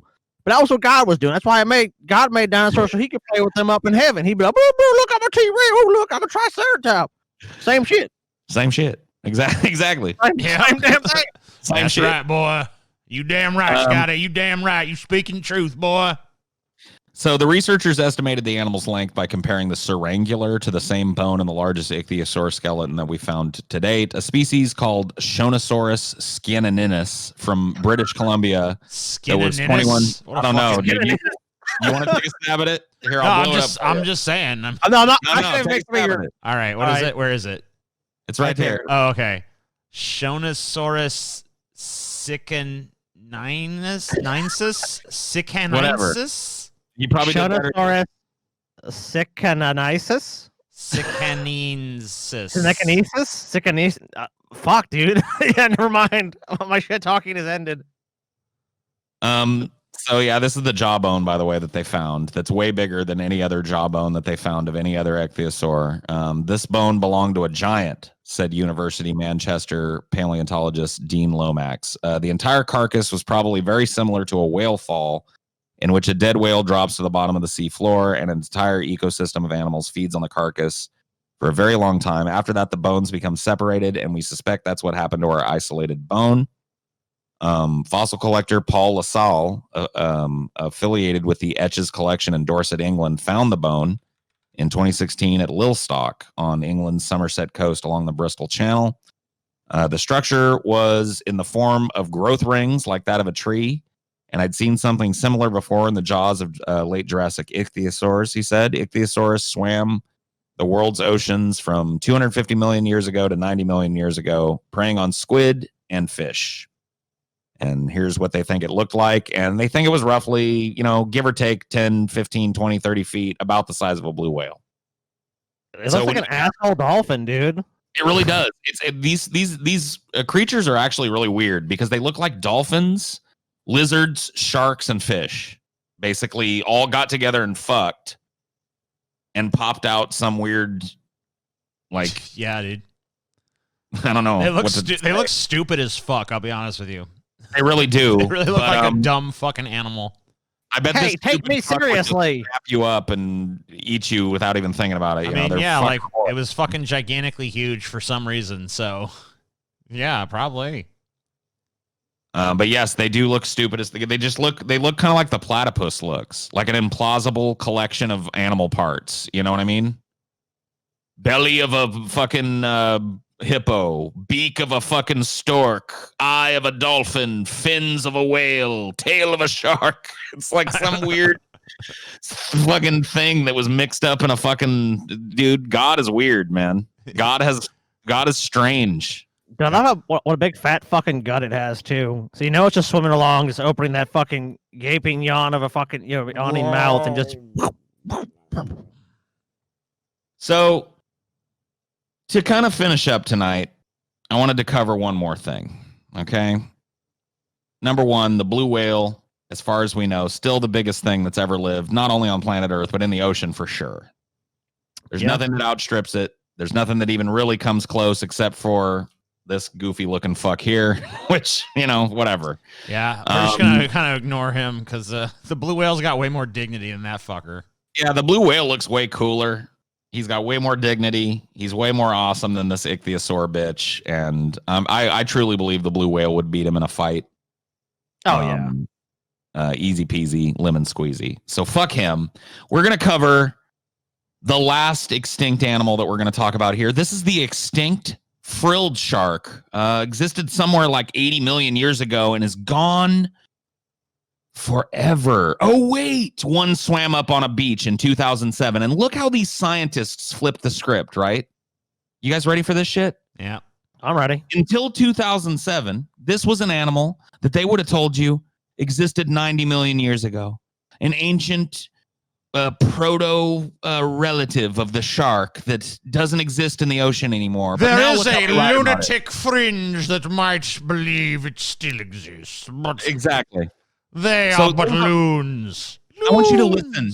Listen to the sanctimony with which they write about this animal now, as if they always knew. Humans rarely encounter the frilled shark, but when they do, it's always news. The reason is the shark is a real-life sea serpent. It has the body of a snake or an eel and a terrifying, toothy mouth. Named for its appearance, the common name of the frilled shark refers to the animal's gills, which form a red fringe around its neck. Its first pair of gills cut completely across its throat, while gills of other sharks are separated. The scientific name was, I'm not even going to read it because you, up until fucking just a few years ago, told me this thing was gone from the planet. So why would I read your silly name for the frilled shark that still swims the oceans of this world? But it's Latin for snaky. The shark may be snake-like in the way that it catches prey, too. Scientists believe... Chlamydia Aguilera. There we go. They love to like make fun of us for believing, but scientists believe that it launches itself at prey much like a striking snake. Wasn't that funny? It's okay when they believe something, but when we believe in God, that's just right. Yeah. Just wrong. This is gonna make a comeback. These things are making a comeback, guys. The planet's changing back to what they wanted before. They're coming back. So anyway, the thing has 300 teeth. You can see the teeth in there that don't look like any kind of tooth you'd see because this thing is so old it's not supposed to exist, but there's some teeth for you. It's just ridges of weird sawtooth, pokey bone that kind of sit in its jaw. It's very slow to reproduce, and it poses no threat to people except scientists, because scientists are the only people that study them because they live in the deep ocean. They very rarely come up. It's not the only living fossil shark. Frilled sharks are called living fossils because they haven't changed much in the 80 million years that they lived on Earth, unlike all these other big things which disappeared because less oxygen or something, right? Yeah. How come this thing wasn't destroyed by the less oxygen? It seemed to do fine. It seemed to do fine with the less oxygen for some reason, TJ. But for whatever reason, Megalodon couldn't hang. Fossils of frilled sharks indicate that they may have lived in shallower water prior to the mass extinction that wiped out the dinosaurs, moving into deeper water to follow prey. Citation needed, of course, as is true of all scientific articles, never citing anything other than themselves. When the frilled shark is a frightening serpent, it's not the only shark that's considered a living fossil. The goblin shark, pictured here, I'm sure you guys have seen pictures of this freaky fuck. Oh, yeah, dude. Also I a living love goblin fossil. sharks. They're fucking crazy looking. And I think we talked about the coelacanth, too. It's not mentioned in this article because it's a stupid science article, but the coelacanth is another fish that washed up when I was a kid that I was told was dead for 90 million years or some shit. And then we just, now scientists are like, nope, they're fine. They're abundant. We're just gonna keep finding these supposedly extinct. Oh, turns out there's plenty of Tasmanian tigers. There they are. You know. So here's the extinct beast in the flesh.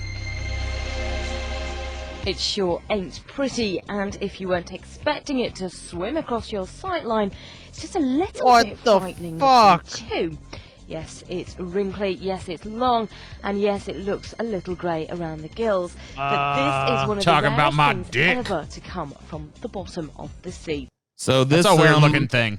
That really is a weird looking animal. How could anyone describe it like that, dude? That was like the lamest, like, yeah, look at its gills. Like, it's grey around the gills. Like, it's a weird chimera homunculus thing moving through the water at you. I don't... So this thing actually was dying, and which is why it came up as far as it did, and why it was captured by just normal divers that were down there filming fish and shit, and it swam up. But it was actually collected as a specimen because it died not long after this. It's a prehistoric shark. It was very sick, and it had made its way up, just dying. So this is not one in its prime. Alive in the ocean off the coast of Japan. The 1.6 meter. So there's its carcass. It was actually, preserved in science. It was the first scientific example of this species that was ever examined, and still to this day, one of only I think 2 that have been observed. Wow. Eel-like creatures, no new kid on the block though, as marine expert Mitsuri Sato explains. We found remains of these frilled sharks in the Earth's layer that are 80 million years old, so this truly is a living fossil. Little's known about the frill sharks' lives, but it is understood that they live off squid, fish and other sharks. Their usual habitat's about 600 metres below sea level, and their corpses are often found in fishermen's nets, but rarely are they seen alive, let alone caught on camera, with her forked teeth, dead-looking. By the way, I looked into this fisherman's nets claim, and I could find no corroborating evidence of any of these ever been caught by a fisherman's net. When this came out, scientists were stunned. Well, yeah. Because they literally believed that this thing had been extinct for tens of millions of years. So there was I could not find a single story of one of these being caught in a fisherman's net. So this, you have to take this with a grain of salt. This was the best footage I could find. You just didn't look hard enough, boy. I caught this in my net all the time. Yes. Sandpaper-like skin. It's completely extinct until one day it just shows up like, hey, I'm dying. What's up? Oh, never mind. 90 million years extinct. How about no longer extinct? I guess they have no idea how many of these actually still exist either. No, the lady was honest about the fact that they know very little about the frilled shark still to this day. Because once again, only 2 have been observed in the wild and collected as taxonomic examples, as far as I could see. It's kind of like the coelacanth. Like, we know there's a bunch of them, we just don't get them a lot because they're way down in the deep fucking twilight zone of the ocean, which is what this is about. More than 80% of our ocean is unmapped, unobserved, and unexplored. This is from the National Ocean Service. Ain't no way there could be no megalodons in there, though. No, definitely not. The ocean is the lifeblood of Earth, covering more than 70% of the planet's surface, driving weather, regulating temperature, and ultimately supporting all living organisms. Throughout history, the ocean has been a vital source of sustenance, transport, commerce, growth, and inspiration. Yet for all our reliance on the ocean, more than 80% of this vast underwater realm remains unmapped, unobserved, and completely unexplored. Given the high degree of difficulty and cost in exploring our ocean using underwater vehicles, researchers have long relied on technology such as sonar to try and generate maps of the seafloor. Currently, less than 10% of the global ocean is mapped using modern sonar technology. For the ocean and coastal waters of the United States, only about 35% has been mapped with modern methods. NOAA, the National Oceanographic Association, Oceanographic and I can't remember what it is. What is NOAA? Office of Ocean Exploration and Research. Okay, thank you. No, it's right there. Is leading efforts to explore the ocean, supporting expeditions to investigate and document its unknown and little-known regions. These expeditions are led by scientist explorers equipped with the latest exploration tools. Blah, blah, blah. The NOAA is National Oceanic and Atmospheric Administration. Okay, there you go. Look, guys, they do not want us to find what's in this 80% that's unobserved, unmapped, and unexplored. That's why they haven't gone yet. Oh, we're trying to get around to doing it, guys, any day now. It's not going to happen. If it happens, we're going to learn too much about what really is driving this planet, the real forces behind the political structure of this country. Okay, well, we're getting off track here, but they don't want to fucking observe what's going on down there, guys. Let's just say that. So I know what you guys are thinking, and I can't blame you for thinking this, okay? You're used to a TJ episode, which at this point would end and have no more cool animals to show. You know how TJ kind of winds down. You're used to a TJ-sode, but I've got one more for you. I've got one more beast that lives beneath the ocean to share with you. The long, tedious Paul episode that goes on and on and on. I'm telling you, TJ. You say that now. Less but what is I'm about more, to, Paul. truth, less is more. The truth, TJ, is about to be revealed. Under the sea. All right, I'm going to ask you, TJ, since you think this is a joke, what can you tell me about X Gorillinus afarensis? Gorillinus afarensis? X Gorillinus afarensis. I ain't never heard nothing about this shit. You crazy. Why don't you learn something, TJ? All right, I will. Why don't you open Teach your me ears then, Paul. Teach me. and gaze upon X. Gorillaninus afarensis. Fuck, dude. The most deadly predator that ever stalked the ocean, TJ. X. Gorillaninus afarensis, and I'm reading from, once again, Wikipedia here, existed in the oceans somewhere between 70 and 90 million years ago, air quotes, and fed primarily on fish, squid, jellies, clams, and any animal that would wander near the coastlines of the Jurassic area. Wow. TJ, if you're going to tell me that this thing should be omitted from the episode, then I'm going to tell you, TJ, that you are a fool and a charlatan. I stand corrected. X. Gorillaninus afarensis is out there, along with Megalodon, TJ, along with Dunkleosteus, TJ, along with Purosaurus, TJ. You know what? Along Honestly, with for the first Stupendemys, time tonight, I actually believe that Megalodon and all those others might actually be extinct. Well, TJ, how do you think this was Because made, now that I'm dude? looking at this, I finally see something that credibly could have killed all those animals. Well, consider this, TJ. King Kong movie, right? They go to the island. You know, King Kong, he's on an island, gets horny, sees Megalodon. What do you think happens, dude? What do you think happens 9 months later or 12 months later, however long their gestation period is? I don't know. They're fucking huge animals. You get this. Shit. Look into his eyes, TJ. I don't want to. He's very terrifying. Look into his eyes, TJ. Shit. Stare into those little glowing jewels, TJ. And luckily, Paul's able That's to how get a he gets photograph of this. Well, yeah. It's a That's how hunting the fuck he technique. gets you. He lures you in. Look, TJ. Yeah. You tell me you don't believe now? I believe. I believe. The soulless eyes. Just want to consume and keep swimming through the ocean, TJ. Alive black and well eye. to this day. The devil's eyes. What do you think sunk the Titanic, TJ? What do you think sunk the Lusitania? What do you think was responsible for all the lost submarines during World War II, TJ? You think they really were hitting each other with those unguided fucking missiles and shit underwater? No. It must feed. It must feed. It hungers for flesh, TJ. And it doesn't matter what kind of tin can you wrap around yourself. X. Gorillaninus afarensis must feed.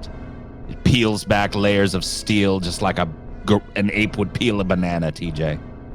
And gets the juicy morsels from within. So fear the ocean. That's the point of this episode. It was not to educate you on these beasts, but to educate you on one thing. Do not dip toe into any ocean anywhere on this planet. For if you do, you may pull back a bloody stump. And that's what I've got for you tonight, unless you guys have anything to add. I don't. I just want to go cry. Good night. I am terrified. Good night. Sleep tight. Don't let the Gorillaninus bite. Da-na-na-na. Deep fat fried. Deep fat fried. Deep fat fried. Deep fat fried.